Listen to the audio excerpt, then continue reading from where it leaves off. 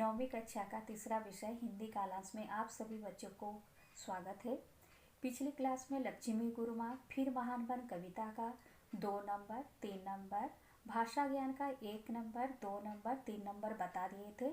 मैं इस कविता का आशय स्पष्ट कीजिए उसको बता रही हूँ, तो आप लोग उसको ध्यान से सुनेंगे, फिर अपने कॉपी में लिखेंगे। तो पंक्ति है, मन मिला अपार प्रेम से भरा तुझे, इसीलिए कि प्यास जीव मात्र की बुझे।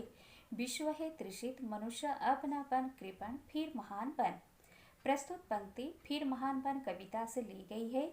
यहाँ पर कवि नरेंद्र शर्मा जी मनुष्य को दूसरों की प्यास बुझाने अर्थात दूसरों का दुख कष्ट दूर करने के बारे में वर्णन किए हैं। कवि का कहना है कि मनुष्य का हृदय बहुत बड़ा है, मनुष्य को अपार प्रेम से भरा मन मिला है, अर्थात उसका मन प्रेम का अपार सागर है।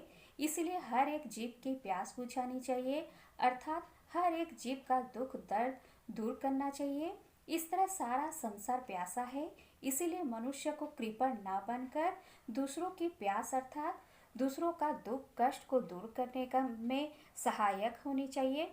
मनुष्य केवल अपने बारे में न सोचकर करोड़ों लोगों की प्यास बुझानी चाहिए।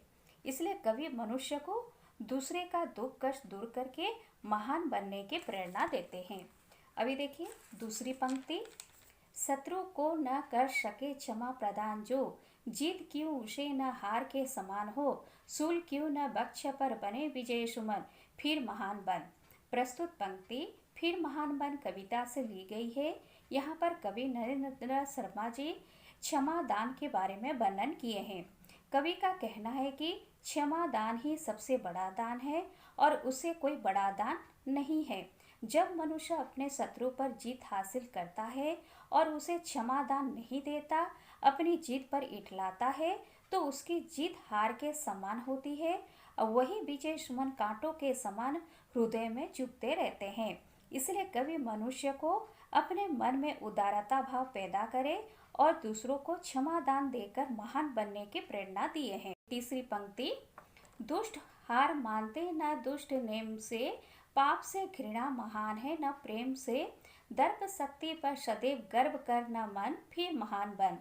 प्रस्तुत पंक्ति फिर महान बन कविता से ली गई है। यहाँ कवि नरेंद्र शर्मा जी मनुष्य को दूसरों के प्रति प्रेम जैसा बर्ताव और अपनी क्षमता पर घमंड नहीं करना चाहिए उसके बारे में वर्णन किए हैं। कवि कहते हैं कि दुष्ट अपनी दुष्टता से हार नहीं मानता और हर नियम का पार करके दुष्टता करता है। मनुष्य दुष्ट को दंड देकर पाप करता है और घृणा भी करता है। इसलिए कहा गया है पाप से घृणा महान है लेकिन प्रेम से महान कुछ भी नहीं है। मनुष्य उस दुष्ट के साथ प्रेम जैसा बर्ताव करने पर वह अपनी दुष्टता छोड़ देता है और वो दुष्ट से शिष्ट बन जाता है। मनुष्य को अपनी क्षमता और दक्षता पर कभी भी घमंड नहीं करना चाहिए।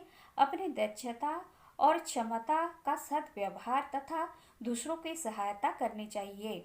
इसलिए कवि मनुष्य को दूसरों के प्रति प्रेम भाव और अपनी क्षमता पर घमंड न करके महान बनने की प्रेरणा दिए हैं। तो बच्चों इसे अपनी कॉपी में सुंदर अक्षर में अच्छा से लिखेंगे और इसे अभ्यास करेंगे। धन्यवाद।